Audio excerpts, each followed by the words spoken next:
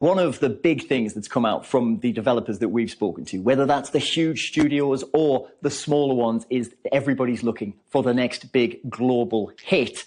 But one thing that comes in the way of how they get that is, well, how do you get around all of the different monetary issues, the frameworks, everything like that? Well, hopefully you'll tell us a bit more about that. I am joined by Chris Hewish, who's the president of Xsolla. Now, Xolla's a company that helps developers to fund, launch, and perhaps more importantly, monetize games. What are the challenges out there facing these developers looking for that big global hit, and how do you help? So it's a great time for the games industry where anybody now can bring a game to a global market. But as you pointed out, that creates its own unique set of challenges, not just the ones that people already think of, such as localization and getting content into different markets, but really the challenges that lie underneath, such as ensuring that you have the proper monetization and payment methods that apply to different regions. That is a common pitfall for many developers. Also making sure that you are compliant with local regulations, you have the right customer support to be able to manage your player base in different regions. So these are all sort of the back office or back end things that companies need to think about in order to succeed globally. A lot of the talk has been about the future of where gaming is going, a lot of talk of AI, a lot of talk of where the future of computing is heading.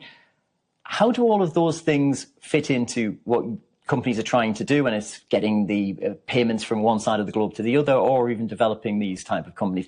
Is there a line, where you're thinking, yes, development is great, but where are the potential pitfalls? So the games industry has always been at the forefront of new technologies. AI, advances in computing are no exception. And these have been great unlocks for the industry in the sense that they've made it a lot easier for developers all around the world to be able to use tools faster, reach bigger audiences. But as you said, those do come with some pitfalls, right? Understanding, are you using these tools ethically? Are you using them in ways that are compliant with new rules and regulations that are springing up around the world? Disclosing properly. So these are all things that developers and game business owners need to be thinking of. Very quickly, there was one feeling that perhaps we don't know, or at least the developers don't know where the future of AI is. Would you say that's fair at the moment? We're at a crossroads?